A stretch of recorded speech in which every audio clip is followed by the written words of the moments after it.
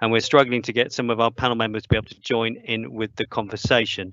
So I'll be limiting the introductions as we get on with the webinar, because we have got less people with us, unfortunately. But we're hoping we still have a really useful conversation, and will be really useful to get your questions coming through into the event. So please do that. So welcome to our Shire's collaboration webinar for Warwickshire Pride, and this topic is around trans awareness and acceptance, with participants on the panel from Oxfordshire Fire and Rescue Service and from Buckinghamshire Fire and Rescue Service. So I'm going to do the brief intros. There are 3 of us currently with you on the panel. We are hoping that others may join us as we go through the event, but as I said, we're having some real technical difficulties, which unfortunately we've been trying to resolve very hard, but haven't as yet.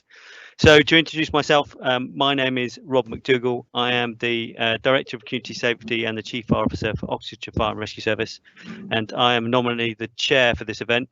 It's not a presentation, it will be a discussion between the members of the panel, and I'm very pleased to be involved and very happy to share kind of my experiences around trans awareness and trans acceptance.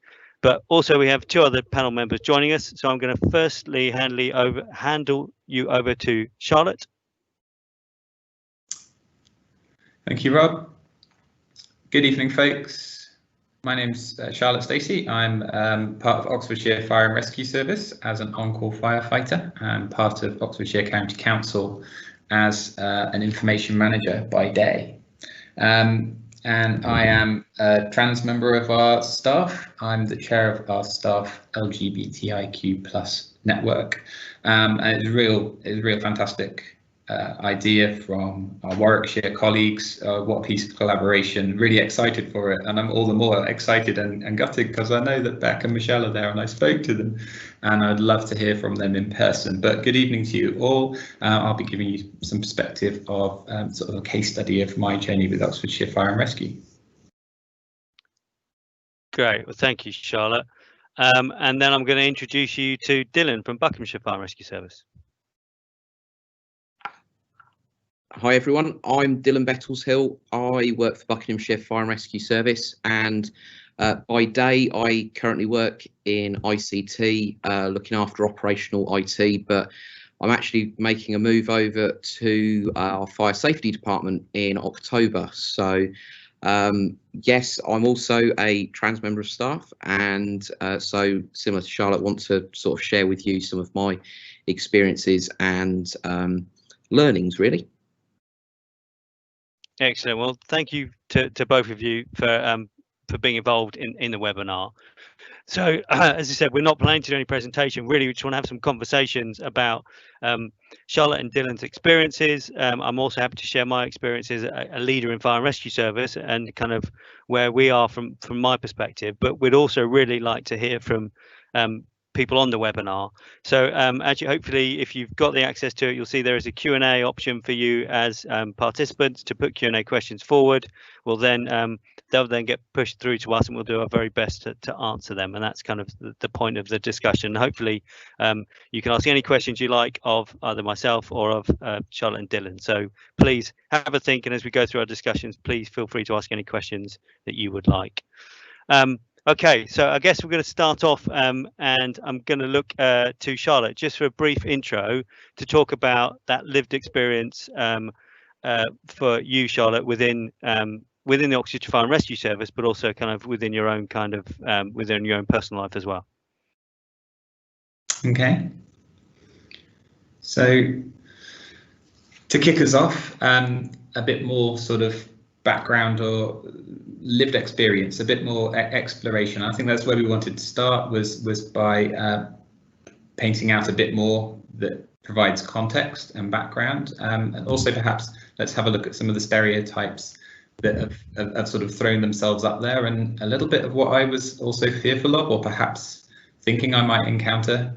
I mean, I had a transition journey. I have a transition journey. I think that's quite important. Is every trans experience is unique and personal, and they're also, you know, lengthy. Mine started before arriving with Oxfordshire. I arrived in Oxfordshire 6 years ago. When I was discussing with one of our delegates before this, we talked about how many sort of the slow colonization of yourself, the slow colonization of an identity, of coming into that and owning it completely. So that journeying, that colonizing, that transitioning had started before Oxfordshire. I arrived at Oxfordshire 6 years ago. I arrived in an emergency planning capacity. That's a small team. We were also quite isolated from the rest of the organisation, just per chance that we worked in a bunker and on a site away from everybody else. What that allowed for, I suppose, in retrospect, as I look back, is it allowed for that colonising process to keep coming step by step, and for me to gradually work my way through, you know, colleagues and departments and services and broaden out across the organisation. I think it's really interesting when we look at trans acceptance and trans awareness. The number one thing is it was an accepting place that I walked into, in so much as it valued diversity. In selecting me, you know, I presented differently. I didn't present as overtly trans at that time, because that is one thing that you definitely do. You protect yourself. My protection was to use a binary presentation in application forms, etc. When I actually attended, I would present as me, and, you know, almost present that transition and take people on that journey with me. But there was certainly still some interesting hurdles to overcome. It's very interesting how visual people can be and how much visual signals mean. So where I might have done something which I thought was quite overt, other people might have been like, curious shirt, don't get the choice of shoes, don't quite understand that, and there's not that two and two connection and putting things together until you have to actually say, can we have a conversation? This is here. I have to say I have a positive experience, and one of the things that we wanted to get across this evening is that there are really positive experiences for trans people working in, you know, regular jobs in regular organisations like fire services, like local government, where that acceptance and awareness is there and where there is value around the individual. Moving out of our bunker and into fire headquarters gave us a lot more exposure. It was very interesting the way that the organisation worked with that.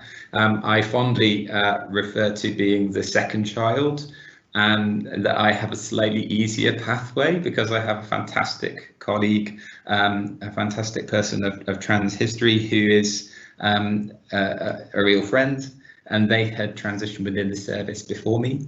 And I think it's quite fair to say that both the service and the individual had a particular experience, a particular ride through that transition journey. They're flourishing now, and the service has two of us to learn from, which is a real hooray for Oxfordshire, because we've got that really lovely quota. And I think the other thing I'd like to say is that we're local government. We're so good at bureaucracy. We know what forms look like. We create a ton of them, and that's one of the things that was surprisingly easy within the organisation, and I think that's one of the things we'll come back to later when we touch on, you know, what makes trans acceptance and what makes that trans pathway better. Is that, you know, there were forms and pieces of paper to go through, but most recently in taking on the role of an on-call firefighter, that was remarkably straightforward. And people actually took the time, even sort of pulled the forms up and went, this form, is this going to fly with you? It's like, no, not that bit, not that, but we don't need a mandatory title, Mr. Mrs. That's not enough. What more can we add to this? There are some really positive things, such as discovering parts of our bureaucracy that can move really smoothly, and we'll come on to those later. There are some disappointing things. And then there are those, as I say, those stereotypes, the expectation that everybody, and particularly in a white, macho, male-dominated fire service environment, is going to be really cagey and really cautious of it, and is going to sort of skirt around you on a 5-meter loop every time they see you. So that's a little bit of how I got to where I am, and I think I'll stop there, and then we can go on to how that flourished positively and successfully.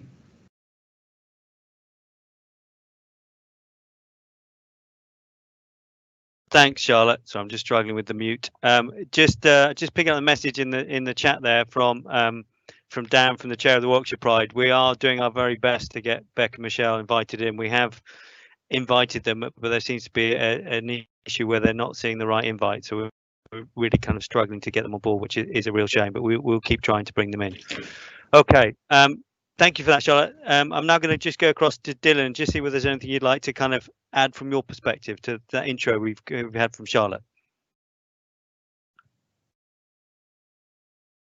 Yeah, absolutely. I think from my point of view, my journey was slightly different to Charlotte. So I was already working for Bucksfire when I decided to transition, and I didn't really know how that was going to go and what that experience would be like, and it was probably a learning experience for both myself and the organisation. But I have to say, hats off to them. They've actually been really good, and we've kind of learned through that together. Another thing that helps with that is actually having people like Oxfordshire. We work very closely with them already because we share a control room together. So already we have some links, and that helps having other people that you can turn to and just see, how did you do this? Would you do things differently? And Charlotte and I had those conversations. I have to say that there's probably similar to Charlotte. There's been some really good things and things that have been really straightforward, maybe not as scary as I thought that they might be. But equally, there have been some bad things, not necessarily around work, around things outside of work. But actually, one of the things that I'd probably like to share at some point this evening is around if you feel comfortable to challenge those organisations and those companies where you don't necessarily have a great experience. Not everybody will feel strong enough to do that because everybody's journey is different. But certainly I felt at the time, I'm robust enough to take this on and to challenge that behaviour. So yeah, there's things like that will be worth kind of sharing with everybody. Brilliant. Thank you, Dylan. I think that's really really useful just to have those two intros to talk about. And we're hoping we kind of, as we move through the webinar, we can kind of cover a few more discussions about how we can do that. I mean, I guess at this point, it's probably worth me talking about from the organisational perspective, and as a fire and rescue service, wanting to be an inclusive employer, wanting to make sure that we are a great place to come to work, and everybody feels they can be themselves when they come to work. But I think that's been, again, that we recognise that we aren't getting that right all the time, and there's still far more that we can do. I guess what I've learned from my experiences with both Charlotte and with Dylan is about understanding that we haven't got all the answers. We need to basically move forward and do what we can and do our best, but understanding, not being fearful of making those making those slip-ups, making those mistakes, and thankfully having people who can actually tell us what we need to be thinking about, and having people who can help us improve and understand that. And I think sometimes that's one of the biggest challenges for an organisation, is being there is a concern that you do the wrong thing, but actually by doing nothing is probably worse than doing the wrong thing. And actually, as long as we are open to accepting where we make mistakes, learning from those mistakes, and taking us forward to make sure we can become better as an organisation at meeting and being inclusive and meeting the needs of people, I think that's really important. Okay, so moving forward, I guess there's a conversation to be had about some of those challenges that you've faced within the organisations. So I'm trying to see whether one of you wants to put your hand up and talk through whether there are any experiences you want to share from that perspective, either Charlotte or Dylan. And hopefully that will help us make sure we move the live recording onto the right person. I'm happy to go first. Brilliant. Thanks, Dylan. So I guess I am in fact, I know I am the first person to transition at Bucks. So from our point of view, there was a lot of learning around paperwork and procedures and you know, how we manage that at work. And so had a conversation with my line manager, who was an absolute rock star. Whatever you need, we'll make it happen, and not to worry. Then we, you know, did some work with our HR department to make sure that we kind of handled all of the sort of the admin kind of bits and pieces. Working in the role that I work at the moment, so things like you know, how you present yourself. Actually, I'm not currently in a uniformed role, so there was no kind of issues around issuing of uniforms and stuff. And actually, how I presented sort of pre-transition wasn't actually that much different to how I present myself now. So there wasn't a massive shock factor for people. And the way that we decided to handle the kind of the coming out at work kind of thing was that we actually did it on my birthday. So I sent an email to the entire headquarters distribution list that said, there's cakes in the kitchen because it's my birthday. Oh, and also I'm also celebrating changing my name. Had already changed my email address and signature and everything like that prior to doing that. So then had a flurry of emails came in saying, you know, happy birthday, congratulations. Had a couple of bizarre questions. Had my brother started working for the organisation, and also congratulations on getting married. I didn't know you were getting married.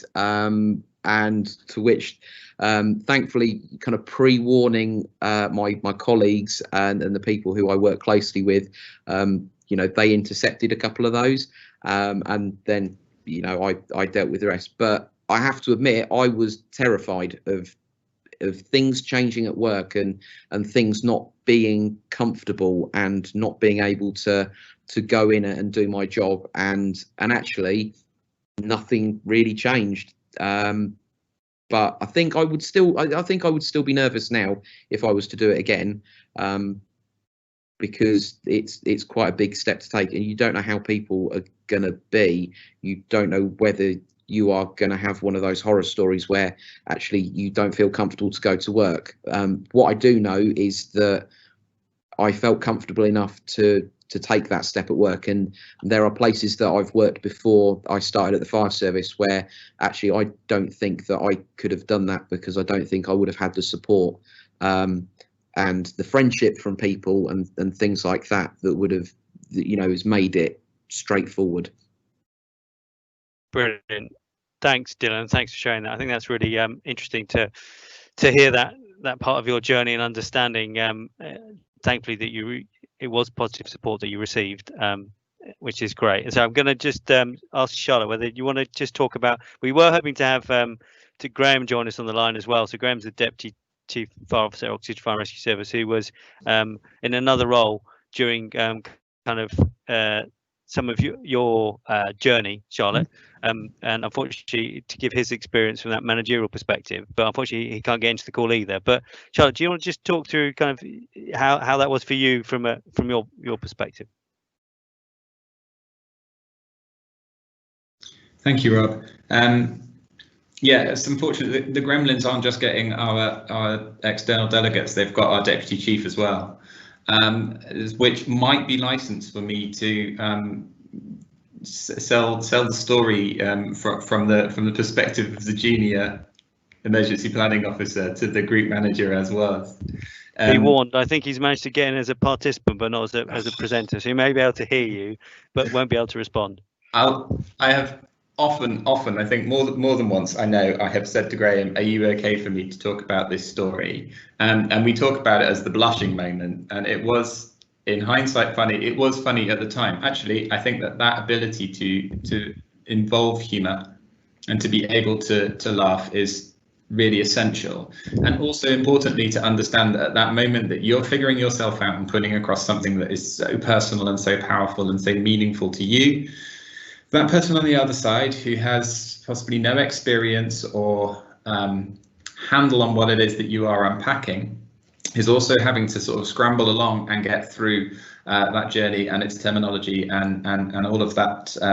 So for us, for me, that might be dysphoria, but for Graham, that was wobbly ground as well. And that's understanding that is really quite key. That being said, every trans journey is individual and unique, and I would wholly understand why someone might feel in a really threatened or vulnerable place trying to have that conversation with a line manager or a supervisor or a colleague where there isn't a relationship and there isn't an ability to love.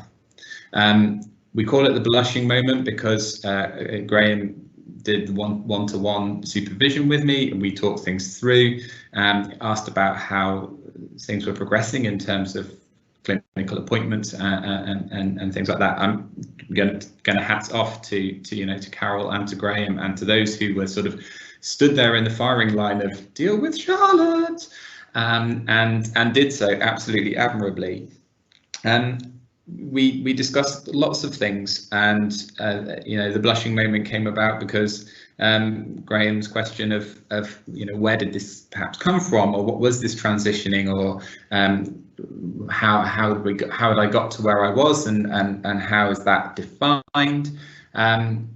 He also asked, so does this mean something around sexual orientation? And of course, it's quite key to separate sexual orientation and gender identity.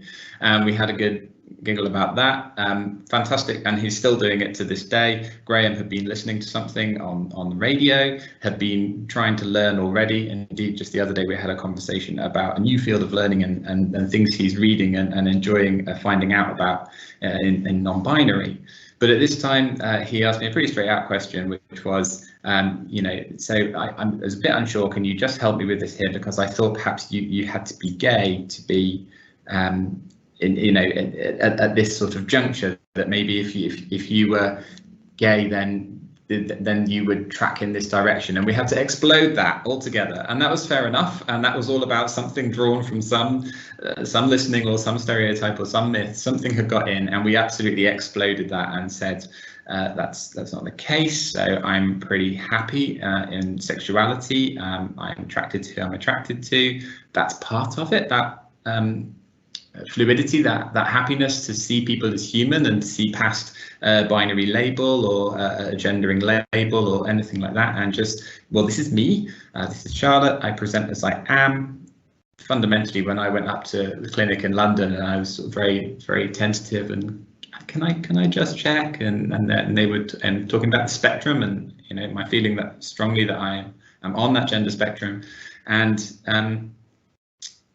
being asked by them, where do you think you are? And me sort of saying 60-40, because and I'm just thinking, hey, Charlotte, you are so beyond 60-40. And for professionals and for people outside of me who could see that, they were really able to point to that and say, there you are. For people in a work environment with no specialism in that, who are trying to understand my journey and to help me along it, it was a really, really good myth buster to start off with. It was a great launching off pad. By the end of the conversation, I could completely blow Graham's mind by saying, oh, and of course, when I get to the other side, that will theoretically make me lesbian.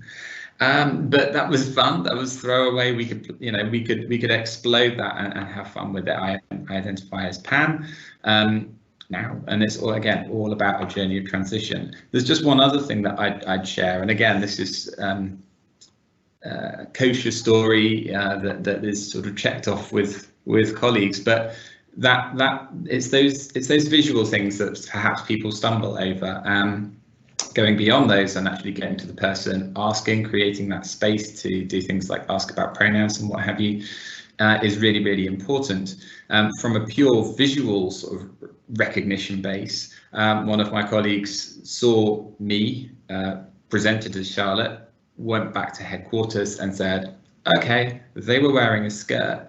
Maybe we need to send a memo to all of the stations just to say, okay, if the emergency planning officer walks amongst you wearing a skirt, this is somebody who is transitioning. Do not say boo. Da, da, da, da.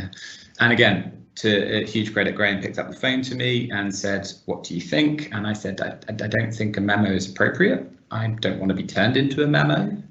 You've come on this journey with me. You understand my story. Let me tell my story. It is my story after all.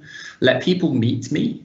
How was it for you? Did you meet me? Could you talk to me? Could you ask me questions? Could you get on and learn with me? Graham said yes to all of those. I said, cool. So let's let the stations and the crews and the other staff out there across the business do it the same way.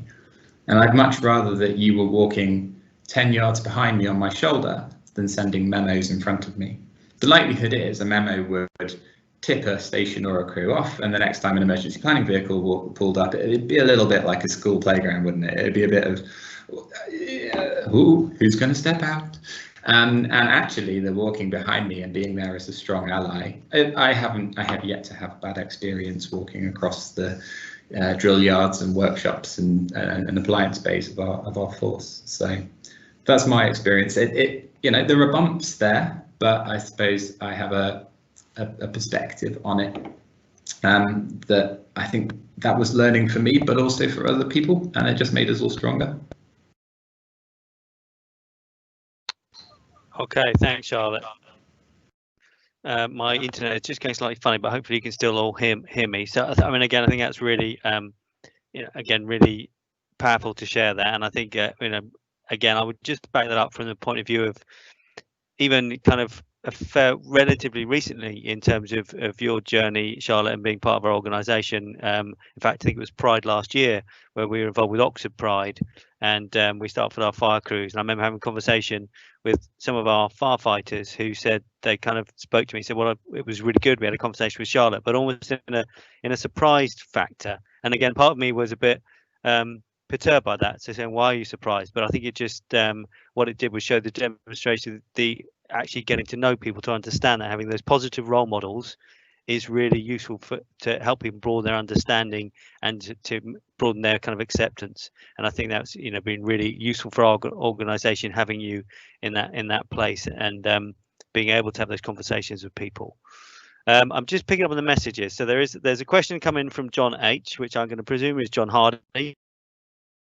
Is one of our allies from Oxfordshire Fire and Rescue Service, who's asking both to Charlotte and Dylan about what were the main things that have helped the transition at work, and was there dedicated support. So I think we've probably covered some of those in those conversations, but it might be more interesting to talk about the main difficulties and barriers.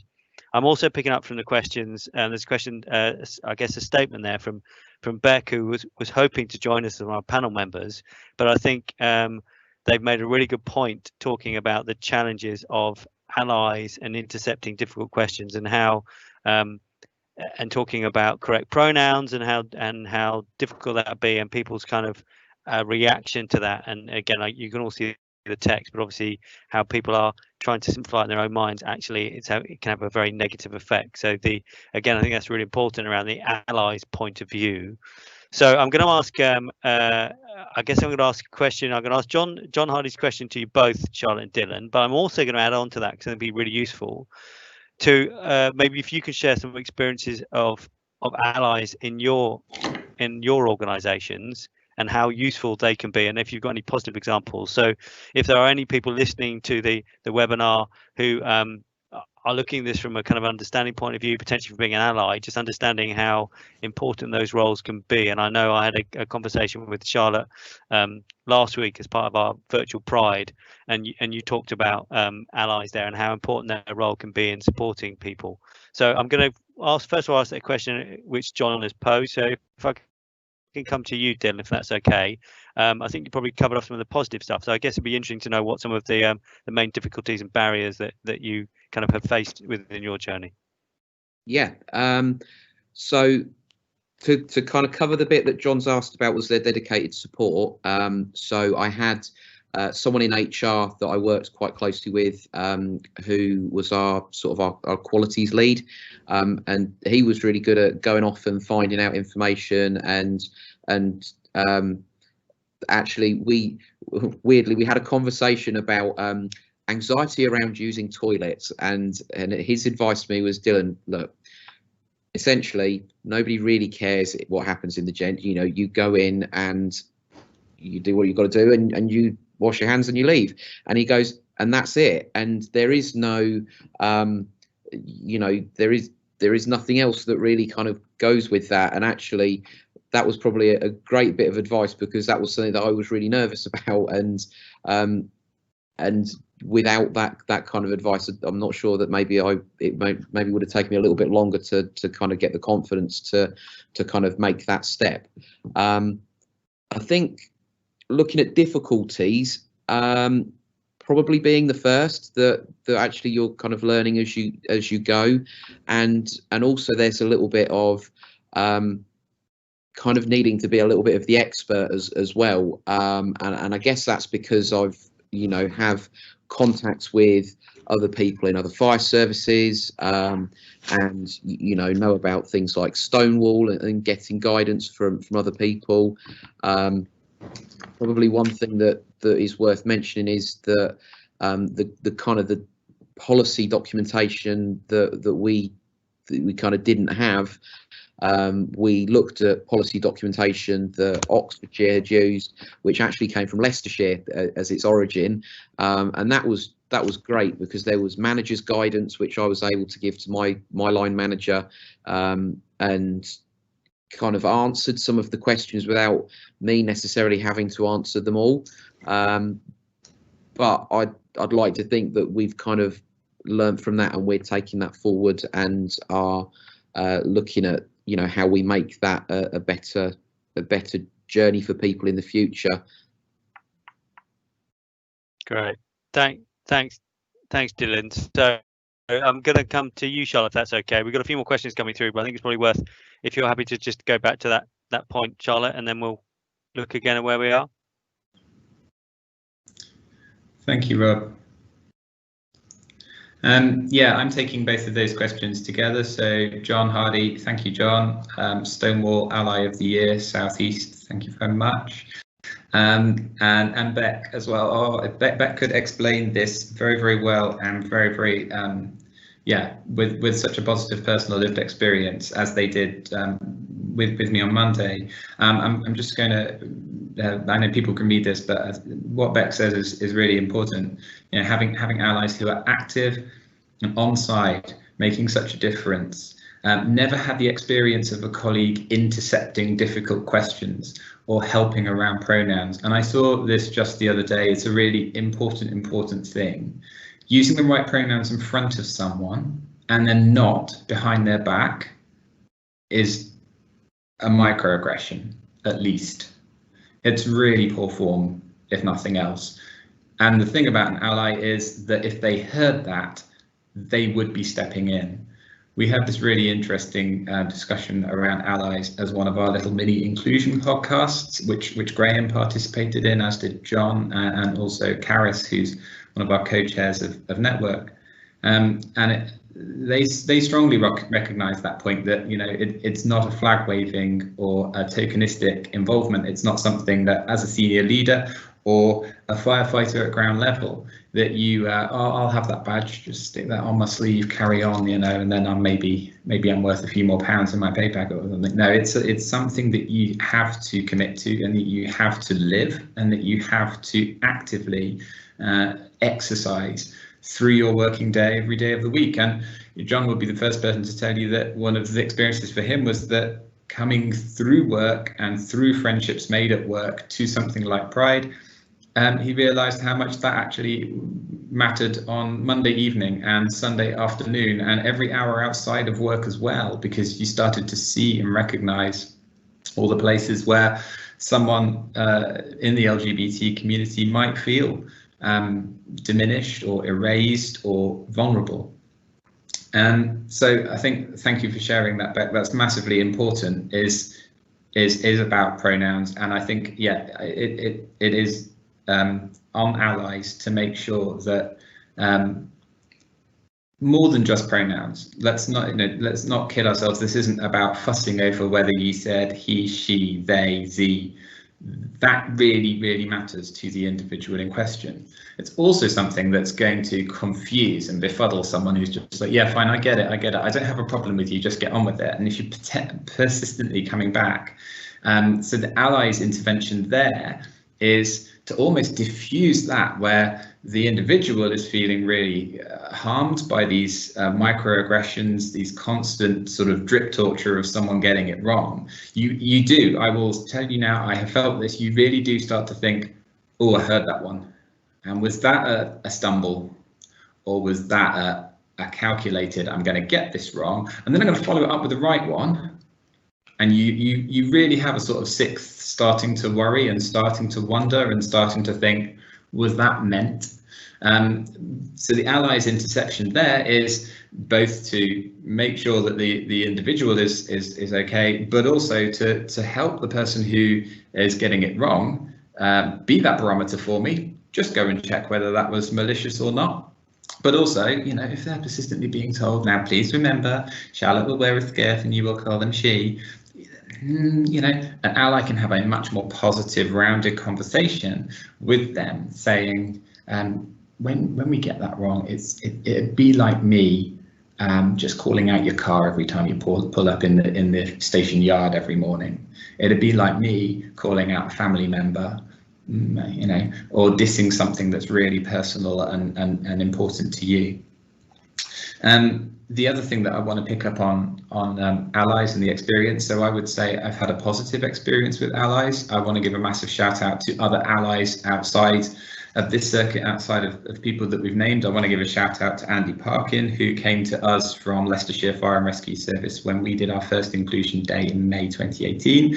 And he stood up loud and proud, and he told everyone with no fear or qualm that whilst he was a white heterosexual bloke off a fire station, had a good life, he had absolutely cottoned on to what this was all about. He is a proud dad of a gay son, and he is a fantastic ally across the LGBT spectrum. That worked in terms of helping our own staff to recognise what the role of an ally could be, that it is as simple as standing up, being proud. It does require learning some terminology, I suppose. Saying require all the time makes it sound like there's an entry exam to being an ally. There isn't. There really isn't. But there is an entry commitment to being an ally. And that commitment is your time, some of your energy, it's some of feeling the emotional drain that we feel all the time. Feel a little bit of it. I actually thought about this in the car on the way here. We had a meeting earlier this afternoon, a number of senior managers in a room, and they're offering to be champions, and you're calling on them to be allies. And then you stop and you think, I know that Rob as chief, or Graham as deputy, or someone else in the organisation in a position of authority is being constantly tapped, nagged, want this, that, done, deadline, chief exec wants it yesterday. That is the same dripping effect. But we call it professional and work, and it's why you're paid what you're paid. It's the same dripping effect that I experience when I have to restate my existence or reclaim my space in an environment, or, you know, sort of calm someone about which bathroom I'm going to use, or have a conversation around pronouns, or constantly be called to be the person who will be the token trans person, or will be the lived experience, or it's great because we'll do inclusion and Charlotte will join us. And yeah. So there, both of those weigh up, and for me to walk into environments where these people see you as peers, that has been fundamentally important as well. So I'll give an example, and you're on the call, so you can grin about this one all you like, but I went to Stonewall Conference and Rob sent me a message as I travelled on the train saying, no, you're a leader too, Charlotte, because you lead us where we go. That's really simple, really profound, and really meaningful. It means I walk into a Stonewall amongst all of these people who are really eager to learn and hear what profound things you've got to say, and I can just sit there and say, I've got a boss who sent me a tweet to make sure today went well. Really simple. And I think about, you mentioned Brighton, Rob, I think about just turning up to, you know, when I was on that sort of initial journey of exploration and going across borders and meeting other services and what could there be. I hope some of them are on the call this evening. I just give a big name check to people like Kath down in Cornwall, to people like Dawn at East Sussex. These were people who had never seen me from Adam. And I turned up at their event, I turned up in their ranks, I was welcomed, embraced, hugged. I'm one of them, I walk amongst them. There is no second question or doubt from them. What they see is someone who is aspiring and flourishing and trying to progress within the fire and rescue service, and they were just like, this way then? Brilliant. What more can you ask for? So I hope that's given you a flavour of what really good allyship looks like from a lived perspective. Thanks, Charlotte. And I think there's just a couple of connections there which are probably worth raising. One is I think it was probably, and we're going to talk about inclusion groups going forward and how important they are in networks, but I think it was Andy Parkin's presentation at our inclusion event which kind of made John want to stand up and be involved as an ally. So again, having that positive role model even from an ally perspective is really powerful and really important. So there's another question which I think is probably worth us coming to, which is really is a really great question. It's from Lauren, and it says, what advice would Dylan and Charlotte give to other trans or gender non-conforming people who are maybe thinking about transitioning at work and maybe worried about doing it? And I think as kind of preparation for this webinar, Charlotte, you shared some information about the amount of people who are challenged with the idea of coming out or transitioning while at work and the kind of fears with that. So I guess hopefully there may be a situation where there's some other people on this webinar, so maybe your advice will be very useful to them. So I'm going to look for, if anyone wants to come first, then please just put your finger up and we'll bring the video across to you. But who would like to answer that first? Oh, Charlotte's beating you to it, Dylan. So Charlotte.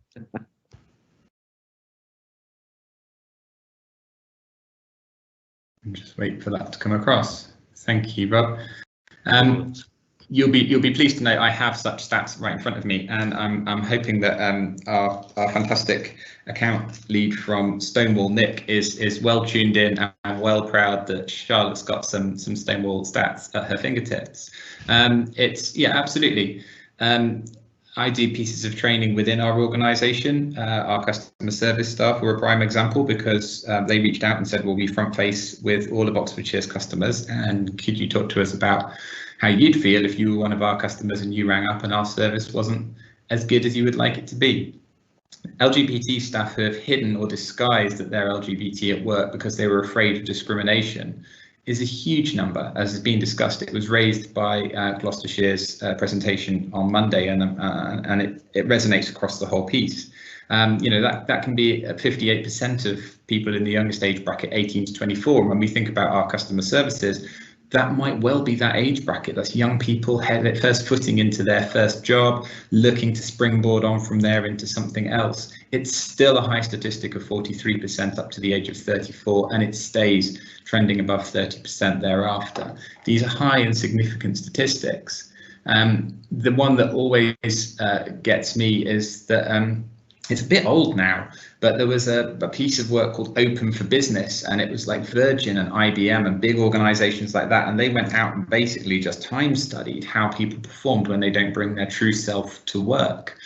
And it's still such a powerful thing, and I still use it when I'm asked to go and talk to teams, and I say, okay, put your hand up. I mean, this is brilliant on a fireground. When you think of an orders-based system, when you think of a hierarchy, when you think of this needs to happen, it happens now. You know, the crew manager, the watch manager, the station manager, they give that order, you enact it. So I ask, okay, would you willingly go into your one-to-one then and say, I only did 50% of the work, sorry Gov, sorry watch, I only got 50% of it done. And that always just stops people dead in their tracks. But this business research showed that people who weren't themselves, weren't their true identities, really struggled to have the performance threshold of someone who felt they were, bearing in mind that a lot of the organisation and societal platforms were heavily geared towards the person who felt they were, who was norming, who was binary. And it's just a really powerful statistic to sort of say to someone, particularly in our sort of business, you're all right with not doing it, and then saying you've not done it. And the recent Stonewall survey data showed that 20% of trans staff across the UK would not disclose their trans identity to anyone at work. And you have to ask, with all of this data, how much more volatile that can be, dependent on how volatile society and politics and social media are right now. I'd hazard that could sadly be a number that rapidly increases. Why? Because we've got more trans people, more non-binary people, more young people coming into our workforces. But we've also got potentially a climate where they're going to cloak that in order to come into the workforce. So you could see that number really, really going up.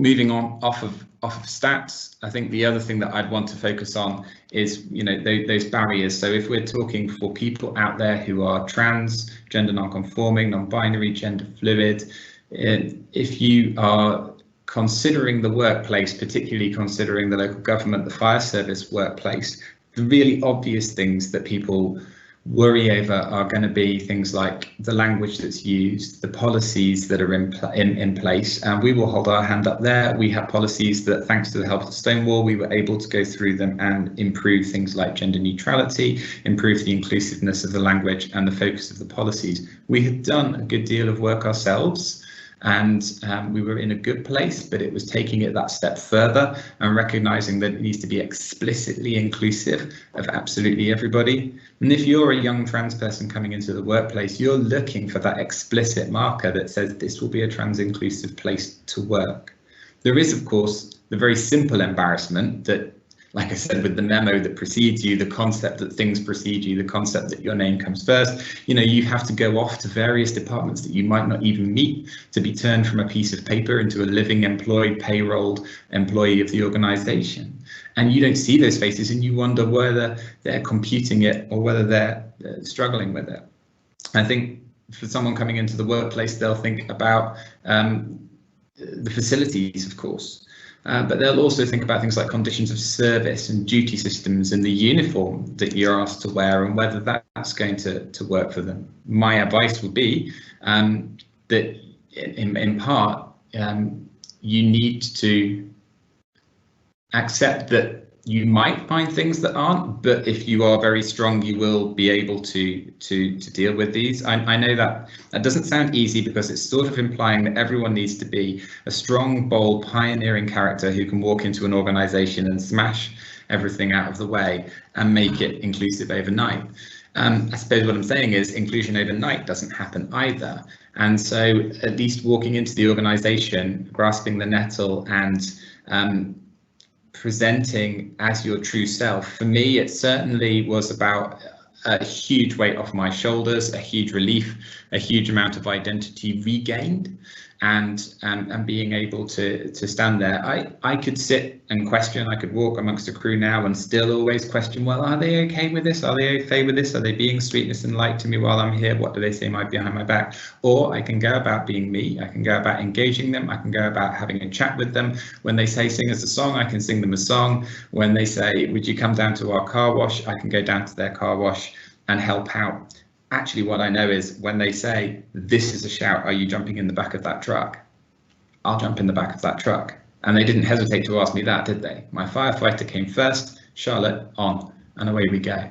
So I think we need to unpack and explore this further. I think webinars like this are a great opportunity to do that. But I think, you know, I wanted to ask a question. I wanted Beck to ask a question. I wrote a note after speaking to Beck on Monday, and it was such a good question. And I know Dylan needs to respond to this, but when Dylan has responded, I've got a question for Rob, and it's how do you address a non-binary chief? Because if I see you, it's sir, and if I see Joe, it's mum. So how would I address a non-binary chief? There you go. I would hope you just use their name, which is what we're trying for an organisation, and you would call me Rob, which is how we call me now. But yes, it's I guess it is it's a topic yet to be breached in reality, isn't it? And actually, it shows how the historic. And I guess my personal feelings about such titles like Sir and Ma'am in a hierarchical society is that they feel archaic to me, and I guess maybe there's more evidence there to say, well, actually they are archaic and they don't fit the norm, they don't fit society as it is now, and therefore it's more of a reason to move away from those kind of titles, because they do create those challenges. And actually, if we just talk to people as people, we use their names and don't feel the need to put those things in place. And as I'm sure many of the colleagues from my organisation will tell you, I feel very uncomfortable when people start calling me by some of those kind of hierarchical names, and much rather people call me by my name, because that just simplifies everything. But no, it's an interesting question, and hopefully, you know, it won't be far off before we actually get to the position where we have to answer it in a more realistic situation. Absolutely. Okay, so I'm going to come to you, Dylan, now, just to say, are you? Could you share some, maybe going back to that initial question, was what advice you would give people from other trans or gender non-conforming people, and any support you might, or advice you give them about transitioning at work?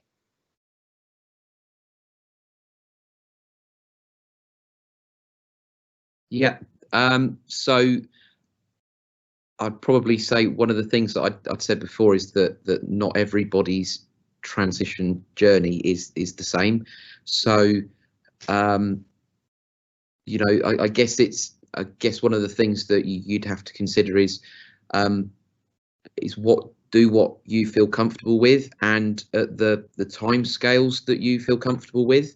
And for some people that might be a lot slower than others, but actually that doesn't mean that your experiences or how you feel is any less valid to anybody else. And I know that I probably right at the beginning, before maybe the work element, I had a period of time where I thought, well, I don't know if I'm trans enough, because I haven't had this happen, or I haven't felt that. And actually, you are trans enough that, and not everybody has the same feelings and the same experiences.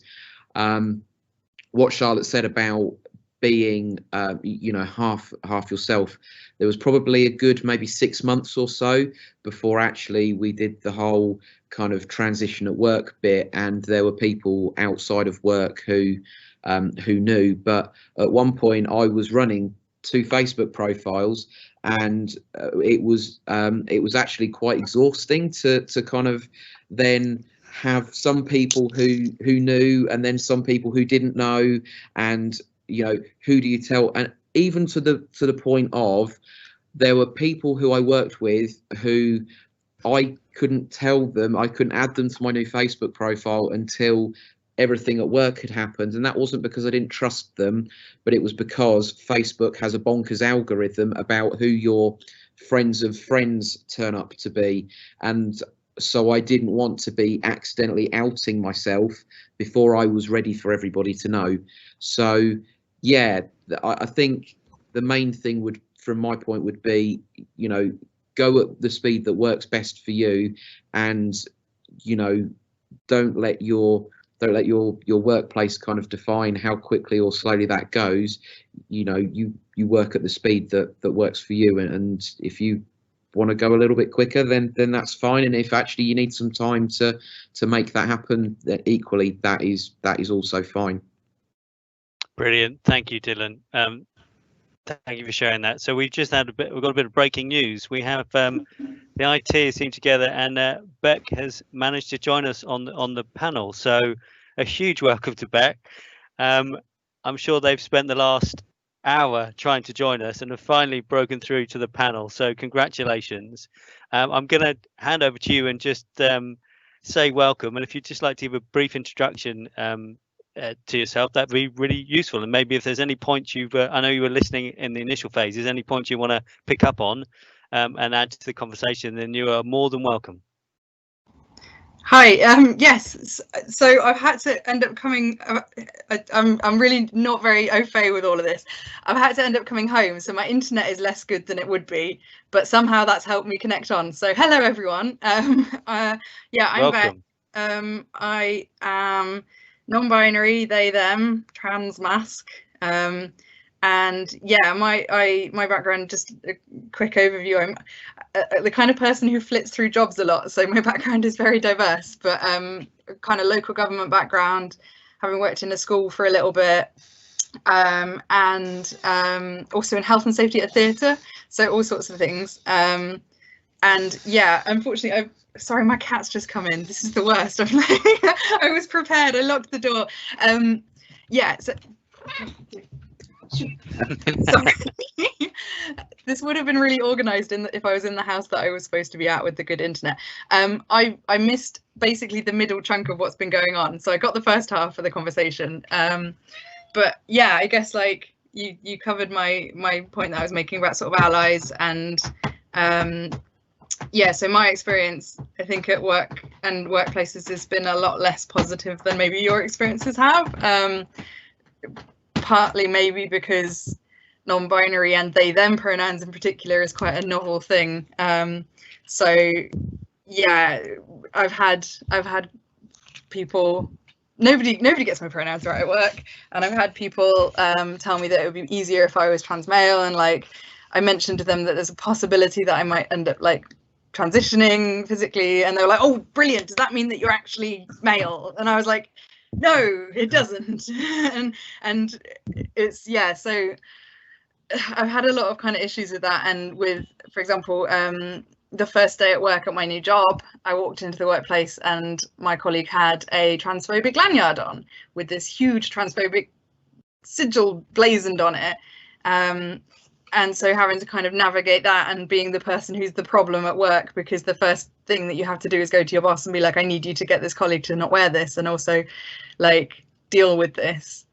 So yeah, I suppose I've had a lot of kind of a different experience, but I don't want to waffle too long having not been here.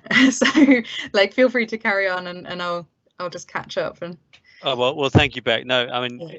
I'm just so glad you've been able to join us, and again I think it's you know, what you said is really important. I'm going to pick up some of the questions just coming through. So I guess there's more of a there's a question there for you, Charlotte, which is basically saying about how you look after your own well-being. And I think it's a really important question. So I'll just give a bit of an intro to that before you come in. I mean, it was one of the questions. Myself and Charlotte did a kind of a recorded interview last week, which I think I mentioned already. But one of the questions I asked was about, and I think, Charlotte, you've picked up on the fact that you have a lot of energy. I think that's probably an understatement. Anyone who knows you will know that's an understatement. But the energy that you bring to the issues and how important that's going to be, and I'll bridge that to our inclusion group next. But how important that's been to our inclusion group. But how is it that you know, how do you maintain that energy? And that question about your own well-being is a kind of really important one about how important that is. And I think you've touched on it briefly from how sometimes some of the little things can all build up and get to you. So I guess it's just a question of saying, yeah, is there any advice you can give about that well-being, or maybe just give some reassurance, or maybe reassurance is the wrong word, but actually to answer that question about, yeah, how do you manage to look after your own well-being within all this? Okay, the well-being question. That's what I said to the first question you asked me in our podcast, Rob. You asked the question, I went, oh, that question. Exactly. Yeah, that was what described me in question, doesn't it? The well-being question. And thank you. I'm reading it there in the chat. Thank you for asking that. How do you look after your own well-being? It can be difficult when you're the one regularly sharing your lived experiences. I had a really interesting ponder on this through the lens of a school friend, a best friend growing up, who I don't see or speak to much anymore. I know the family, that's about it. And I reflected on what changed for them as they grew away from, you know, from growing up life into adult life, and they went to university and etc. And things that didn't pan out for them. Now, I suppose it's a bit of a parallel perspective of people of belief and how they forge a belief and use that belief as a core tenet of their lived life, and again the LGBT community and how we come to understand ourselves and grow within our identity and have that sort of core rainbow DNA as a central tenet of our life. And this friend you know, found God and storified everything backwards by relation to that. And one thing I'm really conscious of and don't want to do is storify everything backwards, so that it starts to become a really neat, palatable narrative for who you meet today. But you do create, or not create, create's not the right word. There are pieces of narrative that I can share with you and that I can go back to repeatedly. I apologize to anyone who's heard them before. If they start to get old, please, you know, emails to Charlotte or Stacey and let me know. But there are pieces of narrative that you are comfortable with exploring and re-exploring. Does it have an emotional drain? Of course it does. I can't believe that Dylan or Beck or anyone else in this room would say anything otherwise. I know it's something Michelle would share if she were here with us, from a really harsh sort of background of constant warfare and being told, thou art not, thou art not. I've had that telling that you are not. I have been physically attacked. I've been verbally and physically attacked. 3 of those happened here in Oxford. That is always still a sort of a surprise, an eye-opener to staff. One thing that was really powerful to me in terms of, well, how do I maintain those energy levels, or how do I dissipate that emotional burden, was coming in late to a meeting that I was chairing one morning. I was late because I was spat at from a construction works in Queen Street in Oxford, which is one of the central shopping streets. What did it lead to? It led to a little restorative conversation with the company, but construction companies are huge, like oligarchies, and I don't doubt very much that that ever made it down to the workforce on the ground floor in that construction site. But it also led to me being half an hour late for a meeting I was chairing, and at the door, not of the meeting room, at the door of County Hall were 2 colleagues basically waiting for me. And I don't know how, but they had detected something wasn't right, or they were just hunching their bets that Charlotte wouldn't be this late without telling us.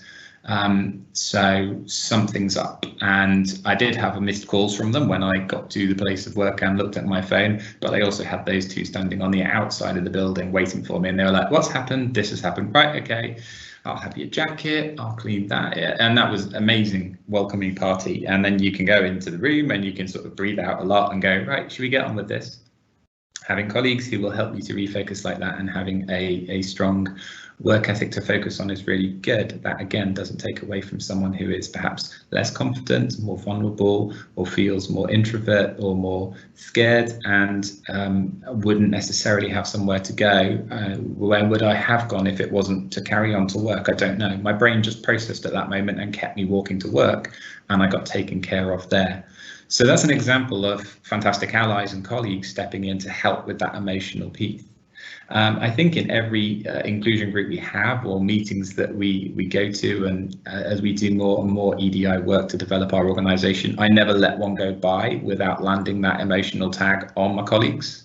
Just make sure, just, please remember that, it's useful, it's helpful to constantly ask, Charlotte back in for that perspective, or ask Kev back in for that BAME perspective, etc., etc. But I spoke with my network colleague, my colleague chair of network, Kev, who chairs our BAME network. We spoke on in a meeting this afternoon. We Skyped with one another afterwards, and we both signed off by saying, "Oh, you have to laugh or else you cry." Very tiring. And those sort of like, okay, well, brilliant talking to you, really had that energy, had that enthusiasm, had that burning thing while we were talking. And then the sign off is keep going. But you have to keep going. Why wouldn't you keep going? I get the energy from somewhere. I don't know. I was a 400-meter runner. So as far as I'm concerned, we're all just in the back straight and winding up. So you think I'm going fast right now, but wait till we blitz off 200 to go. I think I get it from fantastic support people, from fantastic partners, family members. I was fortunate in sort of, again, part of that conversion, come with me on my journey, take you with me. What I try not to do, as I said at the start, is to storify back so far that there's like this really neat package. I'm still unpacking things to people and things that I'm willing to share with people. I know there are episodes in that whole coping with transition in my really young years, which probably scarred me, and I don't therefore discuss them. They don't need to come out, they don't need to be unpacked. But there are those that I've experienced with you all as colleagues and allies that I am willing to revisit and to go back to again. So I find it from from within me, because there is a buzz and there is an enthusiasm, and while there are people willing to sit up and pay attention, it's worth driving forward with emotion and energy. That's my take on it. Thanks, Charlotte. Again, thank you for your honesty in the answer. I think that's really powerful to understand that. And again, for those who, I find your energy is kind of always uplifting and always kind of pushes me forward and onwards. So I'm just going to go to a couple of questions again, just to say thanks to Beck for giving that answer regarding the terminology you used as your intro as non-binary trans masc. I think it's really useful that you've explained that very clearly, so I won't ask you to do that again. I think that's in the covered off in there. There is a question there about which is going back a bit, which is about how do you support staff who may find it difficult to understand how to approach people who are transitioning or have transitioned. Some people are too afraid to to say anything is they're afraid of saying the wrong thing. And I think that's a really useful point to pick up, because I think that is, you know, and I'm going to link this to our inclusion group or inclusion groups and networks, and how important it is for organisations. From my perspective as a leader in an organisation, I am really proud of our inclusion group and what it's achieved, the fact we've done inclusion days and the results of that. And I think that has helped us as an organisation to support people to understand it's okay to be afraid to have conversations. It's okay to understand that we won't get it right. We you know, we will get things wrong. We've talked about you know, kind of just getting the language and how important it is. I think, Beck, your kind of comment about how difficult it is being non-binary, and how almost organisations, you know, I'm not aware of within Fire and Rescue Service that we've got anyone who kind of identifies as non-binary. So we will go through another journey when the first person who joins our organisation. I hope we will do that better because of the support we've had of going through, you know, Charlotte's experiences and Beck's before Charlotte. So we're a little bit more tuned, but we will. And I think it's about saying, you know, we don't know what to do in this situation. We you know, we're not experts in this. We like to think we're good at putting fires out, but we're not going to be good at understanding how we can support individuals going through those who want to come out at work and talk about those things. So I think it's really important to be honest about that and understand that. And our inclusion group, for me, has been really powerful in making sure we're educating not only our leadership, but every members of our staff. So I guess it was just a question, a kind of conversation about inclusion groups and networks and how important they are for organisations. And going back to the title of our kind of trans awareness, trans acceptance, how important it is that this is not only about the individual's journey and supporting that, but also the organisation's understanding of that, and how inclusion work and inclusion group and especially some of the inclusion awareness days that we've done within our service, and I know a number of fire and rescue services have done going forward, including kind of all the kind of 5 members of this group, and how important those are going forward in doing that. So I guess it was just to the panel to say if there's any comments about kind of inclusion groups and networks and how important they are, and any kind of thoughts you have on those. And again, I'll ask you to kind of waggle a finger in the air so I can. So Dylan's going to give Dylan first, then we'll come to Beck. So I haven't mentioned the fact we've got Emily in the background who's giving up her evening to kind of provide the technical support. She has, and so thank you very much, Emily. But yeah, so if you could go to Dylan first, and then we'll come to Beck after that. Thanks, Emily. So just to touch back on the question about people who may be afraid to say the wrong thing. I guess one thing that I pride myself on maybe a little bit. I'm very open and honest as a person, and so actually I kind of invite the organisation, people on our fire stations now. I'm more than happy to have an open and honest conversation with them, and often people will say, "Oh, can I ask you that?" So well, if I wasn't comfortable with answering it, then I would tell you.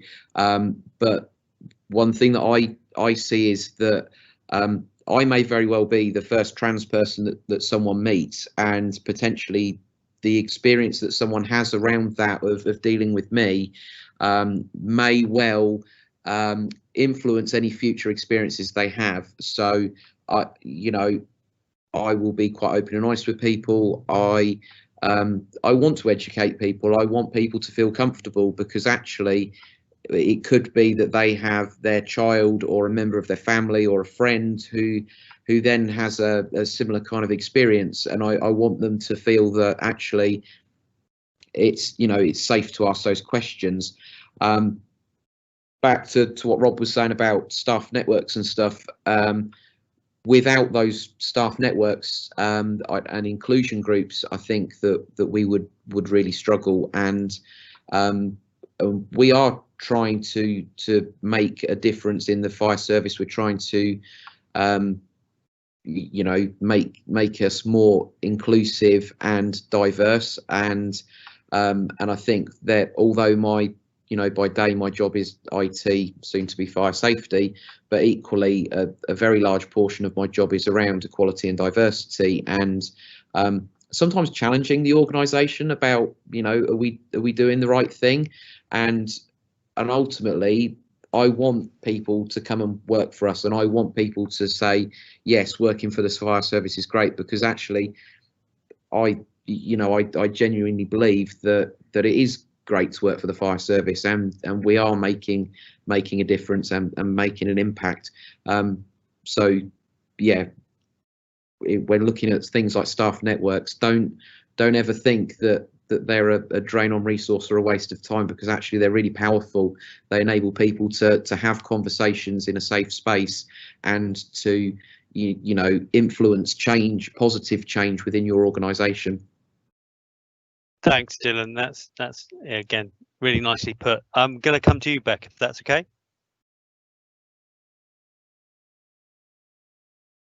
Oh, you're still on mute, I think. I'm getting used to this. So yeah, I think right. the points that Dylan's been making about, actually, often I think everybody's different, but I always prefer to just kind of blast the awkward out and just get past it. So in terms of like people who aren't quite sure what to say, if they've got good intentions, if they can come and talk to me, then we can kind of, I think I'm quite good at like getting people, as long as I know that they're meaning well, kind of get through that. So an example is from my previous job. I was an admin support at a school, and I didn't come into the school very often, but I knew that all of the staff knew I existed and was trans non-binary, but I would be meeting them individually at random times, and you can just feel when people are on eggshells, and that makes you feel alienated, even when they're meaning well. I find that if someone's refusing to talk to you because they think they're going to do it wrong, that's also like makes you feel quite isolated. So I actually went to the school and I was like, look, can I just do a talk? Can I just like get everybody in a room? And I got all of the staff in a room, and I was like, this is for me, but it's also if you deal with non-binary students. I basically was like, I'm going to explain this. And I was like, right, the point of this, and I told them, is to get the awkward out in one go. And I made them, this sounds really ridiculous, but I made them practice. So I was like, turn to the person next to you and practice using my pronouns, talk about me, go for it, like get it wrong enough times that then you figure out how to get it right, because it's a habit you'll never build unless you start. And like that makes me feel so much more confident and comfortable if I know that they're trying and that they're willing to kind of push through the awkward. And if, like, you know, I've got a colleague at my work at the moment who cannot get over saying ladies to groups of people, but she cottons on and she immediately goes, oh no. And sometimes it's like, it's really bad to have someone make a big deal and be like, I'm so sorry, and make it all about them. But actually she's really obviously like, oh, I got it wrong. And like that I find really helpful, because then I can laugh about it and be like, yeah, that was hurtful, but like I'm over it, because I know that you didn't mean, and like you can kind of push through that. So I don't know, if someone is genuinely wanting to do well but worried about doing something wrong, I would like encourage them to go and talk to the person, to ask, like, if you're not sure, you know, like I had someone who messaged me and who was like, what's the they them version of himself herself? And I was like, well, maybe it's themself or themselves. And they're like, oh yeah, I didn't even think of that. So like I think that's really important. But also, like, yeah, talking about staff networks, I think my feeling is that there's the networks are really wonderful for the people who are within the kind of the group, like the LGBT community, but also I think we need to be thinking about ways that we can help allies help each other. So me making everyone just sit down in a room and say it and get it right, like that was one way, but maybe we could encourage allies to get together and be like, hey, all of us aren't really in the habit, and we've noticed that we all get it wrong, so maybe let's all go for coffee and correct each other incessantly until we get it right, or something. Like I don't know, like ways to kind of recognize that it's retraining your brain, and it is hard, and I've misgendered my friends in the past, and like I'm always kicking myself if I do, because I know how it feels to them. But yeah, I think it's being afraid of saying anything wrong and walking on eggshells is very noticeable. And yeah, so I guess that's my I think that's a really useful insight, Beck, and I think we can all kind of relate to that and understand that. So thank you for sharing that. I'm going to there's a comment from Imran in the questions, which basically talks about having an intersectional identity, which generates those feelings that you don't belong in one group or another, and how that can lead to isolation and other mental health issues. And Imran is asking whether you've got any advice to support people transitioning from their transition.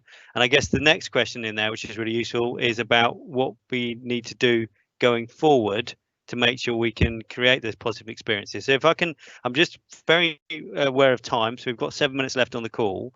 So I'm going to ask if we can just maybe take those two, and they're not particularly well connected, but if you can take those two. So I'm just going to ask if anyone wants to come to talk to Imran's comment in there. So any advice for people with an intersectional identity? I'm looking for a hand in the air to talk. Beck's going to come in again. Thank you, Beck. So I'm aware that in terms of that, there's a lot of different intersections, and I suppose my perspective is that, speaking particularly to mental health issues, so I have seasonal affective disorder, which was the first thing I came out to my colleagues at work about, and then I came out about being trans, and I've got an appointment booked that I might have to potentially get a diagnosis for ADHD as well. So I'm kind of collecting disorders, which, and I think I don't really have an answer of what advice to give other than it's valid. There are, I mean, for me, it's certainly made things harder because I felt like I'm the problematic person who either there's some problem with me because of this, that, you know, there's always something at work that I'm needing reasonable adjustments for or whatever. But I think knowing that it's valid to have those different things, because sometimes you're like, how can I possibly be this and this and this? But actually so many people like I can think of very few people who I know who are trans who don't have some kind of intersection, and often it is mental health or yeah, that sort of like or disability, and all intersections, you know. But I think it's knowing that that's valid and that it's not making you a problem. And it's I don't know what the answer is to train that into your brain to know that you are valid and it's not a problem. So it's not really a solution, but it's me, and that's my experience. It has made it harder, but yeah. Charlotte, did you want to come in on that as well? Yeah, so it's a really, really interesting question. I tuned into a webinar this morning exploring intersectional identities in the workplace. It's a really important topic. It's a hugely important topic, and the thing is, it is much more than sort of counting your 9 protected characteristics in the Equality Act and then sort of seeing which ones of those people have got, like a bit like Beck just said, sort of like collecting badges, because that doesn't work. And just as a quick reminder, everybody has something under protected characteristics. We all do. We all have an age, unless anyone out there has got a violin of something that they've not been telling me about that's going to keep me this young forever. So you know, we've all got characteristics. The intersectionality becomes really important when you start to think about, you know, and we should think about this as services, because we should think about what puts our communities in places where they are more vulnerable or more in need of safe and well, or more likely to be a 999 call if that's the case. But, you know, we should think things through from their experience. We should try and put ourselves in that perspective of the customer all the time. And if we start to think of, you know, someone who actually, when they walk into a room or they walk into a you know, recruitment role of the next fire service intake, and they appear, going back to those visual biases again, they appear to be this strapping white capable male, but they're actually of different ethnic identities in there. They're actually from a single parent family, have struggled with various societal economic demands and needs throughout their life, might not be someone with you know, an education who's come right through the education system. Just today, interestingly, so they're trending a sort of new campaign of hashtag I went to state school just to show, but actually the truth of that is 90% of us went to state school. That's not really a hashtag that isn't just showing that we all have that potential. Seeing potential within that intersectional identity is just as important as seeing it within the easy white male macho recruit who you think, fine, put him in a uniform, stick him in a gym, stick him on a truck, Bob's your uncle. Seeing the potential within that identity that brings something else. So you know, it's a really interesting little microcosm, but my crew is, I think, you know, I have a great time on 21 Papa 3, Rooney Road in Oxfordshire, and we've got a great bunch. I have a great bunch in my day job team. I have a great bunch on my fire truck. But so many people would have said, you and Ali, how's that going? You and Ali. So Ali is fantastic Muslim Asian firefighter of ours. He's got such a history and a journey of his own, and we sit and we unpack and we run together. And he talks about, oh, Charlotte, you've got so much energy, and how do you do it? And I talk about, oh, Ali, you've got so much background, and where did Sweden and all of this come into this? And we just talk, we just unpack it and make space for one another. And when that then comes over to things like mental health issues, that's also really important in the fire service. You know, our crews go out dealing with really, really awkward and rubbish calls, as they did last night. And you know, it's always being mindful of that. Really interestingly, in a fire station, you'll go around, you'll see stuff on the wall all the time. You'll see the stickers about cancer supports. You'll see the posters in toilets asking you how well hydrated you are. I suppose I say I'd like to see some posters in there that tell people that there are networks. I'd like to see some posters in there that prove those networks are intersectional. From our LGBT network, we were so happy, so proud that we can stand alongside a BAME network. We've now got a Dawn network, which is our disability and wellness network. We've had women in the fire service from before that. So our inclusion group serves to bring those things together, and it means different people sit around the table and I can introduce something that I know they'll go away and just recast their eye over that document they were working on or that system they were about to procure, because Charlotte just reminded them to think of this.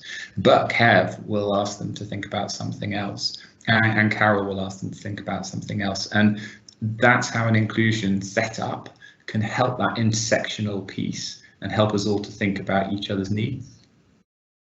Brilliant. Thanks, Charlotte. Right, I'm very conscious of time, so we have come to time. We haven't quite covered the question about what we need to do going forward explicitly, but I think there's been a lot of information in there about how hopefully some of the positive things that organisations can do, some of the challenges that organisations need to face. I think we recognise there's a long way for us to come, but actually we all want to learn going forward to make sure that we are becoming inclusive organisations. And that actually, for me, it's always been about inclusion. It's always about actually there's some fantastically talented people out there who I want in my organisation, who I want in the fire and rescue service, because we need those people. And the best way to do that is to be inclusive as possible, so we can capture everyone and get the best people to do the role. And that's the challenge we have going forward, to make sure that people outside of our organisations will go, actually, I know that if I want to be a firefighter, regardless of who I am as an individual, I know as long as I can meet those criteria and do the job, then I can go into the organisation, I'll be welcomed and I'll be supported, and I can do that. And actually that's the important thing for me, and I think that's really positive to take that forward. But I'm going to finish off by just saying a huge thank you to the members of the panel. A huge thank you to the audience who may have struggled at the beginning as we were struggling to get through our technical issues. So thank you for those of you who stayed with us through to the end. Obviously, if you signed off in the first 5 minutes, we won't know about it and you won't be here. But thank you for being involved. Hopefully you found it really useful. I certainly have learned a hell of a lot just through sitting here in the chair. But just a massive thank you to Beck. Thank you for your persistence and joining us. Fantastic to meet you and for your input. Dylan, Charlotte, it's always a pleasure to catch up with you. So thank you very much indeed. So thank you, Dylan, and thank you, Charlotte. And I will sign off, and hopefully Emily will cut the recording and we shall say goodbye to the audience. Thank you. Thanks, Rob.